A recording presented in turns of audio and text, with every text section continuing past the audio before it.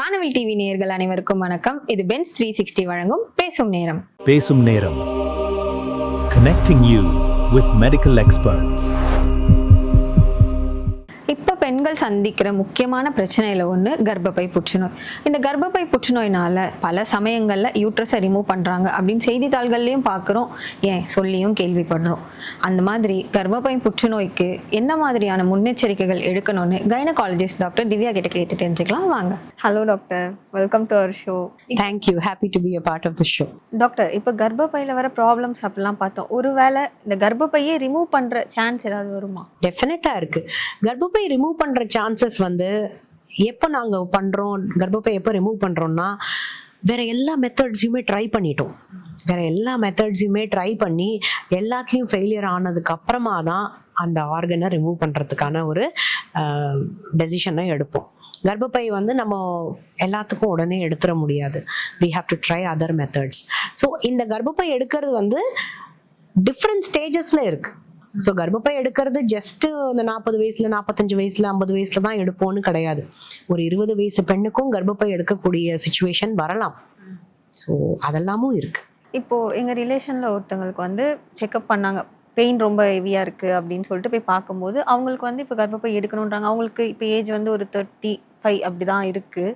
But ஆனால் முன்னாடிலாம் கர்ப்பப்பை சுருங்குனா ஓகே எடுக்கலாம், அவங்களுக்கு இந்த ஏஜ்லேயே வருதுல்ல, அது எதனால்?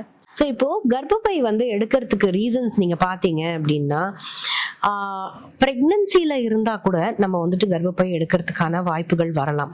ஃபார் இன்ஸ்டன்ஸ், இப்போ நமக்கு ஒரு லேடி பிரெக்னெண்டா இருக்காங்க, அவங்களுக்கு டெலிவரி பண்றோம். டெலிவரி முடிச்சுட்டு அவங்களுக்கு உதிரம் ரொம்ப ஜாஸ்தியா போகுது அண்ட் நம்ம மாத்திரை கொடுக்குறோம், மருந்து கொடுக்குறோம், நம்ம ஆப்ரேட் பண்ணி ஸ்டிச் எல்லாம் போடுறோம்.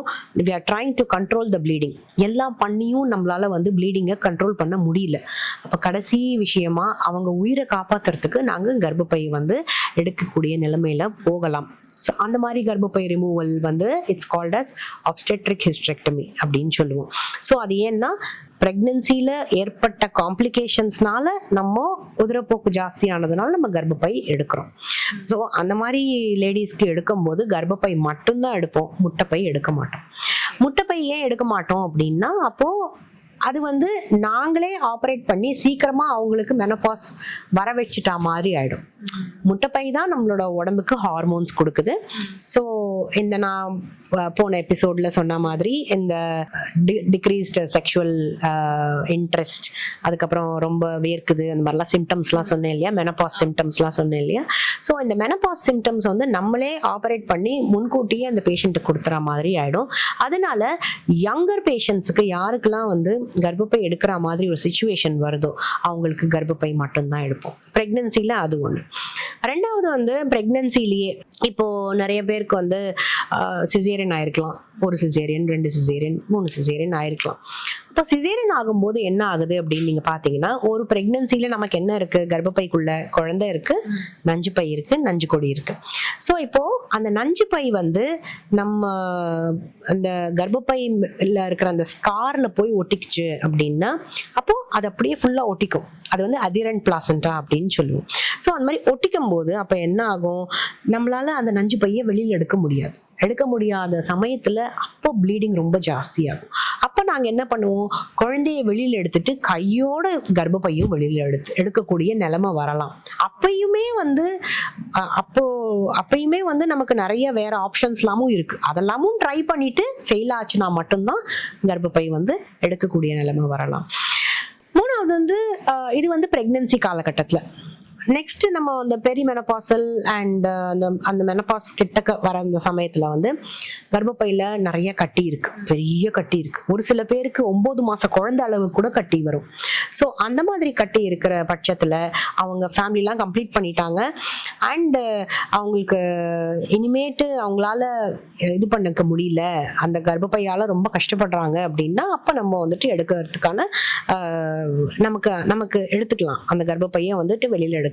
ரெண்டாவது, ஃபைப்ராய்டை தவிர there is something called as adenomyosis.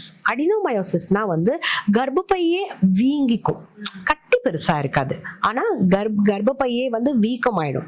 So அப்ப ஏன் வீக்கம் ஆகுது அப்படின்னா, நமக்கு வந்து நார்மலாக கர்ப்பப்பையில் வந்துட்டு என்ன ஆகும், கர்ப்பப்பையில் 3 லேயர்ஸ் இருக்குது. ஸோ இன்னர்மோஸ்ட் லேயர் வழியாக தான் நமக்கு மாதவிடாய் வருது. ஸோ அப்போ என்ன ஆகுதுன்னா, இப்போ ஒவ்வொரு வாட்டி பீரியட் போது அந்த மாதவிடாய் இன்னர்மோஸ்ட் லேயர்லேருந்து அப்படியே டிசிபேட் ஆகி மிடில் லேயரில் போய் அப்படியே அதில் டெபாசிட் ஆகிக்கும். ஸோ அவங்கெல்லாம் டெபாசிட் ஆனதுனால அங்கே போய் உட்காந்துருமே வழியாக அதுலேருந்து வெளியில் வரதுக்கான அதுக்கு வழி கிடையாது. ஸோ அப்போ என்ன ஆகுது, கர்ப்பப்பை வீங்கிக்குது. ஸோ அதுக்கு பேர் தான் நமக்கு வந்துட்டு அடினோமயோசிஸ். ஸோ அந்த மாதிரி சமயத்தில் கூட நம்ம கர்ப்பப்பை ரிமூவ் பண்ணுறதுக்கான வாய்ப்புகள் இருக்கலாம். So that is also one of the reasons. And மூணாவது மோஸ்ட் இம்பார்ட்டன்ட் திங், கர்ப்பப்பை எப்போ ரிமூவ் பண்ணுறோம்னா எனி ஃபார்ம் ஆஃப் கேன்சர், எந்த கேன்சராக இருந்தாலும், அது முட்டைப்பையில் இருந்தாலும் சரி, கர்ப்பப்பையில் இருந்தாலும் சரி, கர்ப்பப்பை வாய்ப்புறத்தில் இருந்தாலும் சரி, டியூப்ஸில் இருந்தாலும் சரி. ஆனால் அந்த கேன்சர் வந்து நம்ம ஏர்லி ஸ்டேஜஸில் இருக்குது அப்படின்னா அந்த கேன்சர் பரவாமல் இருக்கிறதுக்காக நம்ம கர்ப்பப்பையை எடுக்கக்கூடிய நிலைமை வரலாம். டாக்டர், இப்போ இந்த கர்ப்பப்பையை ரிமூவ் பண்ணதுக்கப்புறம் நிறைய பேர் சொல்லுவாங்க, என்ன படியேறக்கூடாது, ரொம்ப நேரம் நிற்கக்கூடாது, இல்லை டெய்லரிங் மிஷின் போடக்கூடாது, வெயிட் தூக்கக்கூடாது, குடம் தூக்கக்கூடாது, நிறைய விஷயம் சொல்லுவாங்க. அதுக்கப்புறம் எப்படி அவங்க கேர் பண்ணிக்கணும்? கர்ப்பப்பை வந்து நம்ம எதனால ரிமூவ் பண்ணுறோங்கிறத பொறுத்து இருக்குது. ஸோ இப்போ கர்ப்பப்பை வந்து இப்போ நிறைய பேருக்கு வந்துட்டு, ஒரு சில பேருக்கு நீங்கள் பார்த்தீங்கன்னா வந்துட்டு அடி இறங்கியிருக்கும். ஸோ அது வந்து ப்ரொலாப்ஸ் யூட்ரஸ் அப்படின்னு சொல்லுவோம். ஸோ அப்போ அடி இறங்கியிருக்கு அப்படின்னா ஏற்கனவே அவங்களோட கர்ப்பப்பை வந்து யூஸ்வலாக அது அங்கே இருக்கிறச்சே இட்ஸ் சம்திங் லைக் ஒரு ஷிப் நிற்குதுன்னு வைங்களேன். அந்த ஷிப்பு ஒரே இடத்துல நிற்கிறதுக்கு என்ன போடுவோம் கீழே? ஆங்கர் இல்லைங்களா? ஸோ ஒரு ஷிப்பு கீழே நிற்கிறதுக்கு நம்ம ஆங்கர் போடுவோம். ஸோ இப்போது ஆங்கர் கீழே அந்த டீப் சீல போய் நின்னாதான் அந்த ஷிப்பு ஒரே இடத்துல நிற்கும். இல்லைன்னா ஷிப்பு மட்டும் அப்படியே போய்கிட்டே இருக்கும் இல்லையா? நம்ம உடம்பும் அதே மாதிரி தான். ஸோ நம்மளோட கர்ப்பப்பை வந்து அந்த இடத்துல ஸ்ட்ராங்காக நிற்கிறதுக்கு தான் நமக்கு கர்ப்பப்பைக்கு சப்போர்ட் பண்ணுற மாதிரி லிகமெண்ட்ஸ் இருக்குது. ஓகேங்களா? தசைகள், லிகமெண்ட்ஸ் இருக்குது. ஸோ இப்போது கர்ப்பப்பை அடி இறங்கும் போது அப்போ என்ன ஆகுது, அந்த லிகமெண்ட்ஸ் வந்து லூஸ் ஆகிடுது. லிகமெண்ட்ஸ் ஏன் லூஸ் ஆகுது அப்படின்னா நிறைய காரணங்கள் இருக்கலாம். நமக்கு காஃப் இருந்து எப்போ பார்த்தாலும் நம்ம காஃப் பண்ணிக்கிட்டு இருந்தாலும், இல்லைன்னா நிறைய பேர் நீங்கள் பார்த்தீங்கன்னா மோஷன் சரியாக வராது. ஸோ அதனால் ரொம்ப முக்கி மோஷன் போவாங்க, அவங்களுக்கு அடி இறங்கலாம். அதுக்கப்புறமா மூணாவது நீங்கள் பார்த்தீங்கன்னா நிறைய குழந்தைங்கள் பெற்றிருப்பாங்க. குழந்தைங்க நிறைய பெக்க நார்மல் டெலிவரி நிறைய பெக்க அடி இறங்குறதுக்கான வாய்ப்புகள் இருக்குது. ஸோ இந்த மாதிரி பேஷண்ட்ஸுக்கு நம்ம வந்து ஆப்ரேட் பண்ணும்போது அப்போ நம்ம சொல்லுவோம், நீங்கள் கொஞ்சம் ஜாகிரதையாக இருக்கணும். ஏன்னா நம்ம என்னதான் நம்ம வந்துட்டு ஆப்ரேட் பண்ணி வச்சாலுமே கொஞ்ச நாளைக்கு வெயிட் தூக்காதேன்னு சொல்லுவோமே வழிய, பட் அதுக்காக லைஃப் லாங்காக நீங்கள் வெயிட் தூக்கக்கூடாதுன்னு கிடையாது, லைஃப் லாங்காக நீங்கள் மாடிப்படி ஏறக்கூடாதுன்னெலாம் கிடையாது. ஸோ இப்போ சர்ஜரி முடிச்சுட்டு அவங்களோட கேரை எப்படி பண்ணிக்கணும் அப்படின்னு நீங்கள் பார்த்தீங்கன்னா, சுத்தமாக வச்சுக்கணும், உடம்பை சுத்தமாக வச்சுக்கணும் டெய்லி. தட் இஸ் உங்களோட டாக்டர்ஸ் வந்து இனிமே இப்போ குளிக்கலாம், இது பிளாஸ்டர் எடுத்தாச்சு, இனிமேட்டு நீங்கள் குளிக்கலான்னு சொன்னதுக்கப்புறம் நீங்கள் குளிச்சுட்டு நீட்டாக உங்களோட அந்த ஆப்ரேட் பண்ண இடத்த ட்ரையாக வச்சுக்கணும். வயத்தில் ஆப்ரேட் பண்ணாலும் சரி, எங்கே ஆப்ரேட் பண்ணாலும் சரி, ட்ரையாக வச்சுக்கணும். That is one most important thing. Daily வந்து குளிச்சுட்டு அண்ட் அதுக்கு உங்களுக்கு உங்கள் டாக்டர்ஸ் என்ன க்ரீம் கொடுக்குறாங்களோ, என்ன டேப்லெட்ஸ் கொடுக்குறாங்களோ அதெல்லாம் ரெகுலராக கரெக்டாக போட்டுட்டு வரணும். That is one important thing. And இப்போ நார்மலாக நம்ம கர்ப்பப்பையை வந்து வயிற்று கிழிச்சு தான் நம்ம எடுக்கிறோம் அப்படின்னா, சர்ஜரி முடிஞ்சதுக்கப்புறமா நீங்கள் உங்களோட ஹைஜீன் பார்த்துக்கணும், ப்ரோட்டீன் ஃபுட் நல்லா சாப்பிடணும்.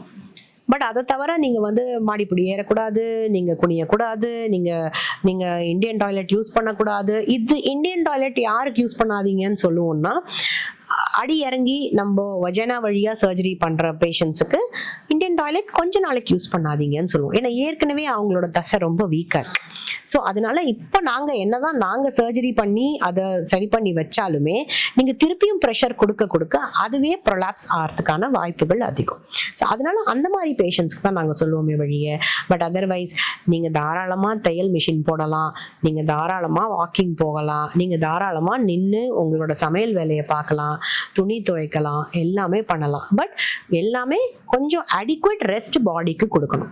பாடியில் எந்த ஒரு சர்ஜரி நடந்தாலுமே, எந்த ஒரு சேஞ்சஸ் நடந்தாலுமே அது பாடி ரெக்கவர் ஆகி, பாடி ரீகூப்பரேட் ஆகி ரெக்கவர் ஆகிறதுக்கு நம்ம டைம் கொடுக்கணும்.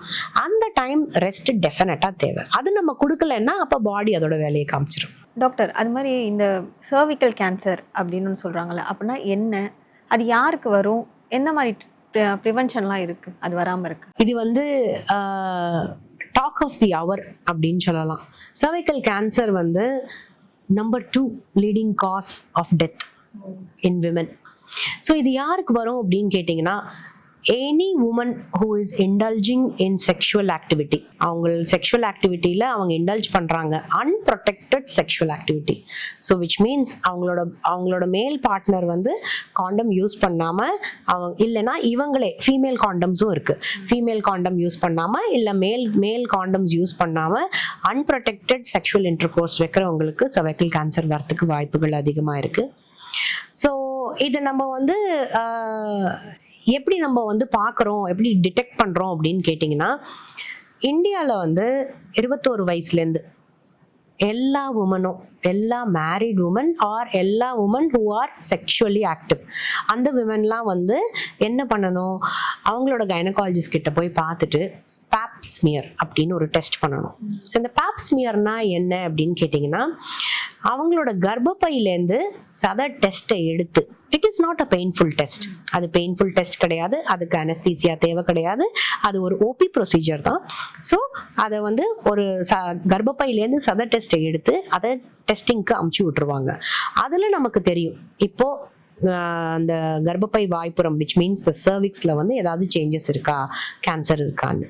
ஸோ இது எத்தனை வருஷத்துக்கு ஒரு வாட்டி பார்க்கணும் அப்படின்னா, உங்களுக்கு ஃபேமிலி ஹிஸ்ட்ரி எதுவுமே கிடையாது, நீங்கள் உங்கள் ஃபேமிலியில் யாருக்குமே சர்வைக்கல் கேன்சர் கிடையாது, நீங்கள் மோனோகேமஸ் ரிலேஷன்ஷிப்பில் இருக்கீங்க, விச் மீன்ஸ் உங்களுக்கு ஒரே ஒரு பார்ட்னர் கிட்ட மட்டும்தான் நீங்கள் செக்ஷுவல் ஆக்டிவிட்டி வச்சுருக்கீங்க அப்படிங்கிற பட்சத்தில் 3 வருஷத்துக்கு ஒரு வாட்டி நீங்கள் இந்த டெஸ்டிங் பண்ணிக்கிட்டா போதும்.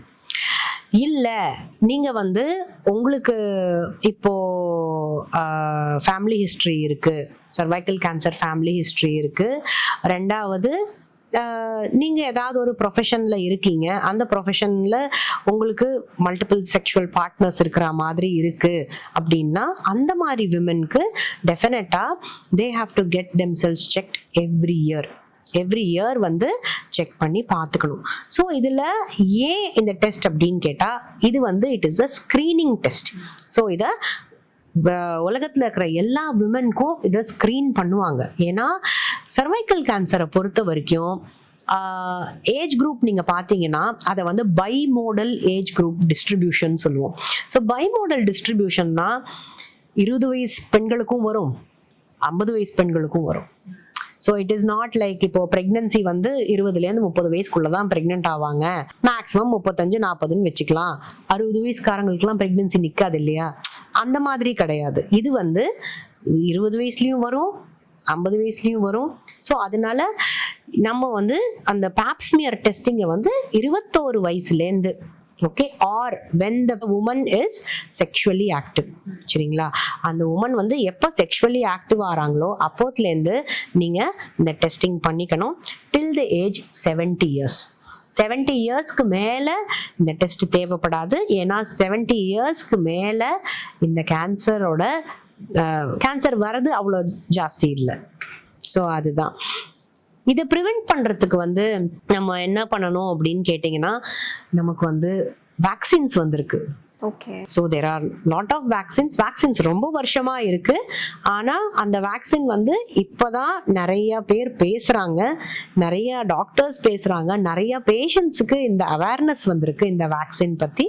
ஸோ இந்த வேக்சின் வந்து என்னன்னு கேட்டிங்கன்னா, இது வந்து human papilloma virus vaccine, HPV vaccine அப்படிங்கிறது. அந்த வைரஸ் தான் நமக்கு வந்து இந்த கேன்சரை காஸ் பண்றது, சரிங்களா. ஸோ அதனால அதோட வேக்சின், அந்த வேக்சின்ல வந்து நிறைய டிஃப்ரெண்ட் டைப்ஸ் இருக்கு. நமக்கு பைவேலண்ட் வேக்சின் இருக்கு, குவாட்ரிவேலண்ட் வேக்சின் இருக்கு, இப்போ நானோவேலண்ட் வேக்சின் புதுசா வந்திருக்கு. ஸோ இதை யாரெல்லாம் போட்டுக்கணும் அப்படின்னு கேட்டிங்கன்னா, கேர்ள்ஸ் மட்டும் கிடையாது, பாய்ஸும் போட்டுக்கலாம். எந்த வயசுலேருந்து அப்படின்னு கேட்டிங்கன்னா, 9 வயசுலேருந்து 15 வயசு வரைக்கும் இருக்கிற கேர்ள்ஸ் அண்ட் பாய்ஸ் வந்து தே have to take 2 doses. Each dose 6 months apart. இப்போ ஒரு டோஸ் கொடுத்தாங்கன்னா அடுத்த டோஸ் 6 மாதம் கழிச்சு. ஸோ அது போட்டாங்கன்னா தட் இஸ் ஓகே.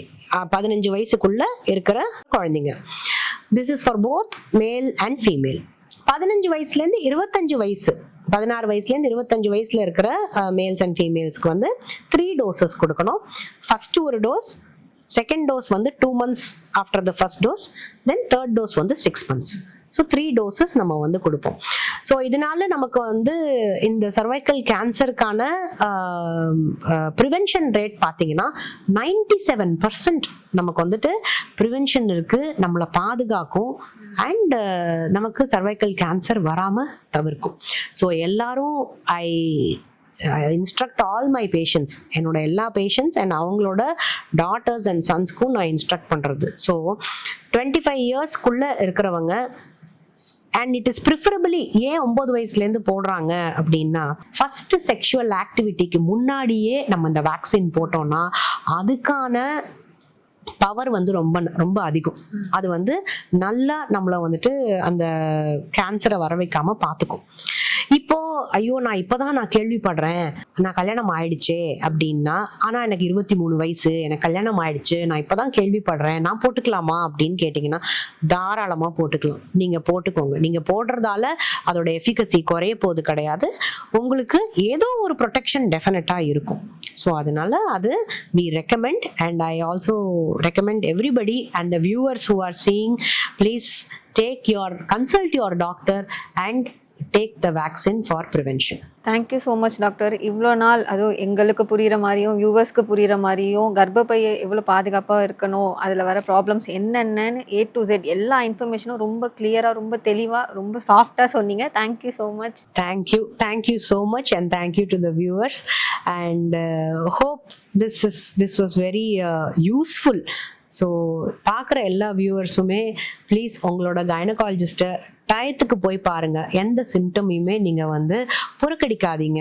நான் சொன்னதில் ஏதாச்சும் ஒரு சிம்டம் இருந்ததுன்னா உங்களோட கைனகாலஜிஸ்ட் கிட்ட போய் பார்த்து நீங்கள் உங்களோட ட்ரீட்மெண்ட்டை எடுத்துக்கோங்க. Stay fit, stay happy. Thank you.